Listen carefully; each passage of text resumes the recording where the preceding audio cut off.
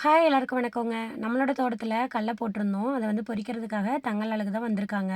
விவசாயத்தோட நிலைமை வர வர ரொம்ப மோசமாயிட்டே போகுதுங்க. ஏன் இப்படி சொல்றேன்னு யோசிக்கிறீங்களா? இத சொல்றேன் கேளுங்க.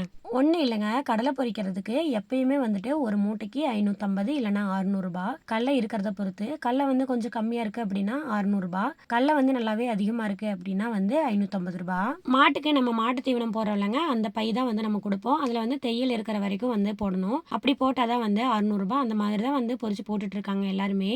இவங்க கிட்டயுமே வந்து வரும்போது சொல்லியிருந்தோம். இந்த மாதிரி தான் போடணும்னு சொல்லிட்டு லாஸ்ட் டைம்லாம் வந்து அந்த மாதிரி தான் பொரிச்சு போட்டாங்க. ஆனா இந்த டைம் வந்துட்டு கூட வந்த ஒரு சில ஆளுக மட்டும் அந்த மாதிரி போட மாட்டோம் அப்படின்னு சொல்லிட்டு, ஒரு அண்டா வரைக்குமே வந்து கம்மியா போட்டாங்க. அதனால சரி கட்டாது அப்படின்னு சொல்லிட்டு நாங்க தாட்டி விட்டுட்டோம். கூட வந்த மத்த ஆளுகலாம் வந்து பிரச்சனை இல்ல. நாங்க பொரிச்சுட்டே போறோம் அப்படின்னு சொல்லிட்டு இருந்துக்கிட்டாங்க. ஒருத்தரா இருந்தா பரவால்ல. ஒரு 5 பேர் பொரிக்கிறாங்க அப்படிங்கும்போது 5 அண்டாக்காய் கம்மியாகும். இதெல்லாம் அவங்களா புரிஞ்சுக்கிறது இல்ல. சுத்தி சுத்தி வந்து விவசாயிகளோட நிலைமை தான் பாதிக்குது.